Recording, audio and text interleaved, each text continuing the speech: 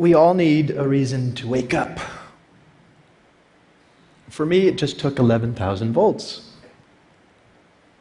I know you're too polite to ask, so I will tell you.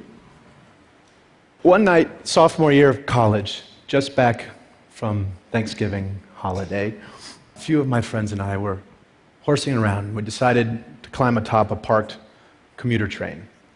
It's just sitting there with the wires that run overhead. Somehow that seemed like a great idea at the time.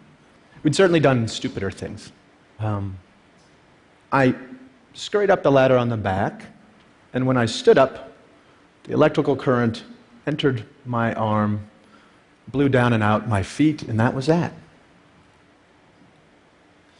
Would you believe that watch still works? Takes a licking. My father wears it now in solidarity. That night began my formal relationship with death. My death. And it also began my long run as a patient.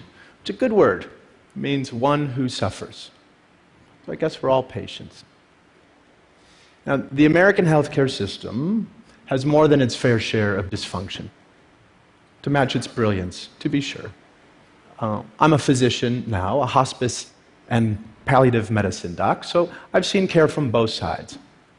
And believe me, most everyone who goes into healthcare really means well. I mean, truly.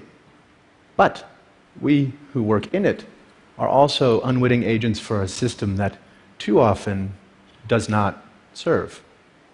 Why? Well, there's actually a pretty easy answer to that question.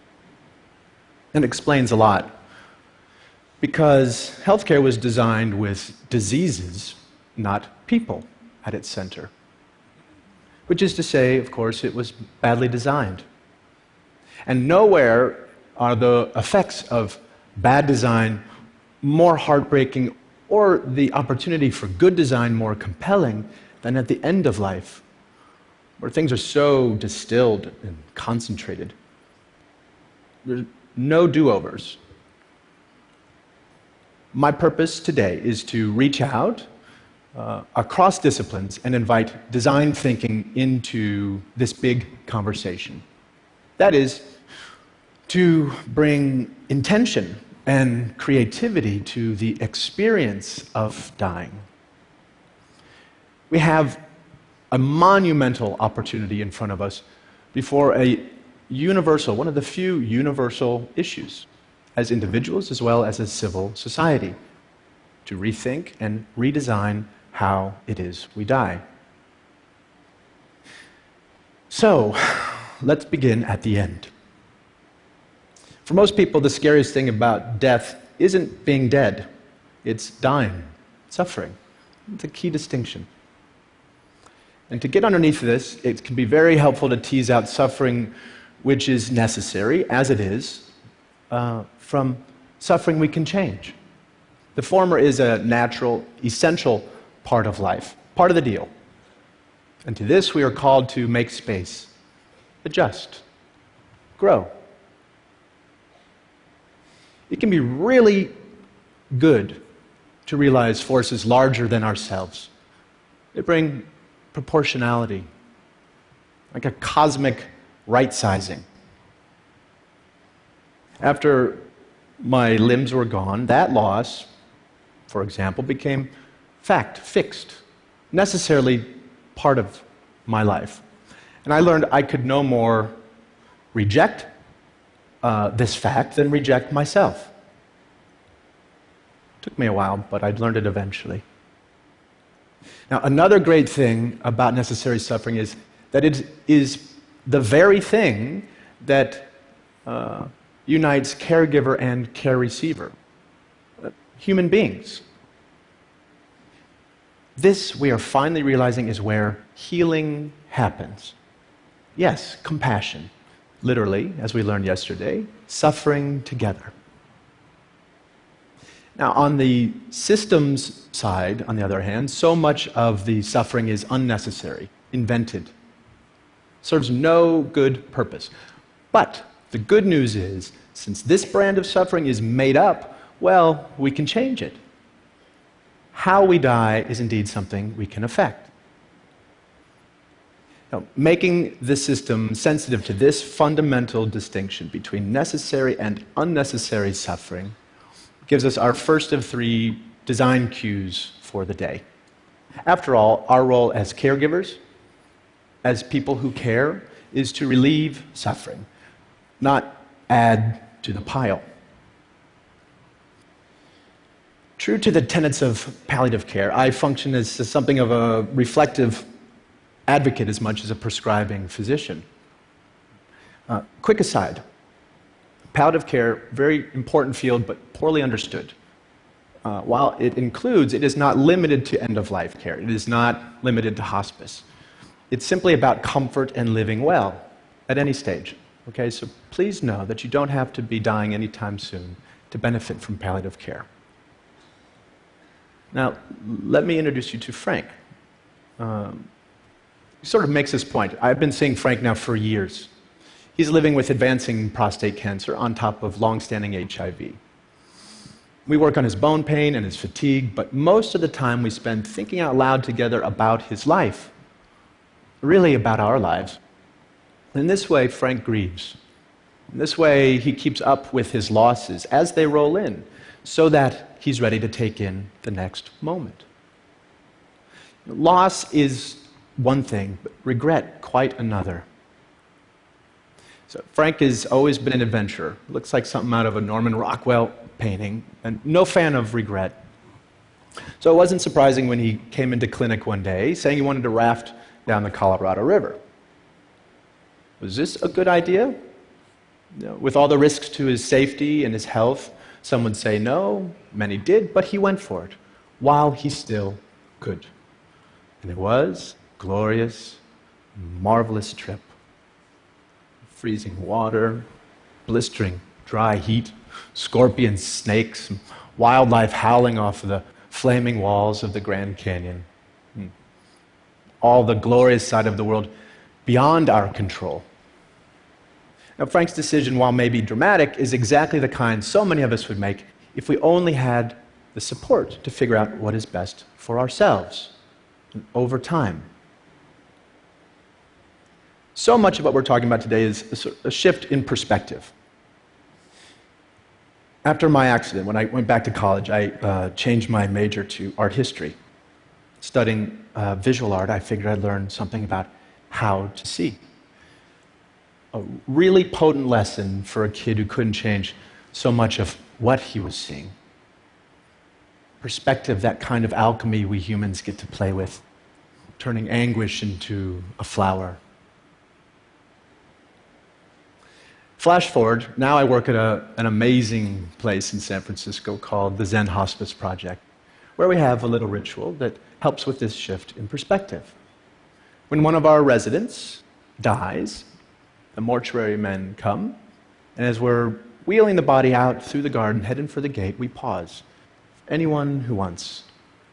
Fellow residents, family, nurses, volunteers, the hearse drivers too now. Share a story or a song or silence as we sprinkle the body with flower petals. It takes a few minutes. It's a sweet, simple parting image to usher in grief with warmth rather than repugnance. Contrast that with the typical experience in the hospital setting. Much like this, floodlit room lined with tubes and beeping machines and blinking lights that don't stop even when the patient's life has. Cleaning crew swoops in, the body's whisked away. It feels as though that person had never really existed. Well-intended, of course, in the name of sterility, but hospitals tend to assault our senses. And the most we might hope for within those walls is numbness. Anesthetic. Literally the opposite of aesthetic. I revere hospitals for what they can do. I am alive because of them. But we ask too much of our hospitals. They are places for acute trauma and treatable illness. They're no place to live and die. That's not what they were designed for. Now, mind you, I'm not giving up on the notion that our institutions become more humane. Beauty can be found anywhere. I spent a few months in a burn unit at St. Barnabas Hospital in Livingston, New Jersey, where I got really great care at every turn, including good palliative care for my pain. And one night, it began to snow outside. I remember my nurses complaining about driving through it. And there was no window in my room, but it was great to just imagine it coming down all sticky. Next day, one of my nurses smuggled in a snowball for me. She brought it into the unit. I cannot tell you the rapture I felt holding that in my hand. And the coldness dripping onto my burning skin, the miracle of it all, the fascination as I watched it melt and turn into water. In that moment, just being any part of this planet in this universe mattered more to me than whether I lived or died. That little snowball packed all the inspiration I needed to both try to live and be okay if I did not. In a hospital, that's a stolen moment. In my work, over the years, I've known many people who were ready to go, ready to die. And not because they had found some final peace or transcendence, but because they were so repulsed by what their lives had become. In a word, cut off, or ugly. There are already record numbers of us living with chronic and terminal illness and into ever older age. And we are nowhere near ready or prepared for this silver tsunami. We need an infrastructure dynamic enough to handle these seismic shifts in our population. Now is a time to create something new, something vital. I know we can because we have to. The alternative is just unacceptable. And the key ingredients are known: policy, education and training, systems, bricks and mortar. We have tons of input for designers of all stripes to work with. We know, for example, from research, what's most important to people who are closer to death: comfort, feeling unburdened, and unburdening to those they love, existential peace, and a sense of wonderment and spirituality. Over Zen Hospice's nearly 30 years, we've learned much more from our residents in subtle detail. Little things aren't so little. Take Jeanette. She finds it harder to breathe one day to the next due to ALS. Well, guess what? She wants to start smoking again. And French cigarettes, if you please. Not out of some self-destructive bent, but to feel her lungs filled while she has them. Priorities change. Or Kate. She just wants to know her dog Austin is lying at the foot of her bed, his cold muzzle against her dry skin. Instead of more chemotherapy coursing through her veins, she's done that. Sensuous, aesthetic gratification, where in a moment, in an instant, we are rewarded for just being. So much of it comes down to loving our time by way of the senses, by way of the body, the very thing doing the living and the dying.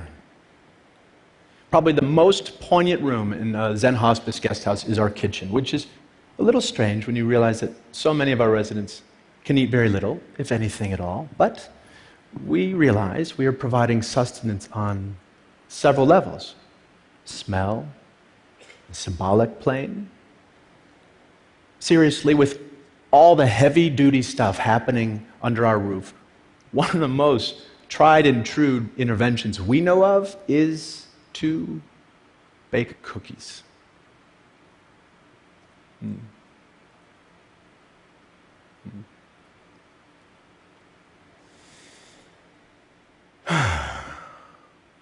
As long as we have our senses, even just one, we have at least the possibility of accessing what makes us feel human, connected. Imagine the ripples of this notion for the millions of people living and dying with dementia. Primal sensorial delights that say the things we don't have words for, impulses that make us stay present, no need for a past or a future. So, if teasing unnecessary suffering out of the system was our first design cue, then tending to dignity by way of the senses, by way of the body, the aesthetic realm is design cue number 2. Now, this gets us quickly to the third and final bit for today. Namely, we need to lift our sights, to set our sights on well-being. So that life can become, and health care can become about making life more wonderful rather than just less horrible. Beneficence. Here, this gets right at the distinction between a disease-centered and a patient or human-centered model of care. And here is where caring becomes a creative, generative, even playful act.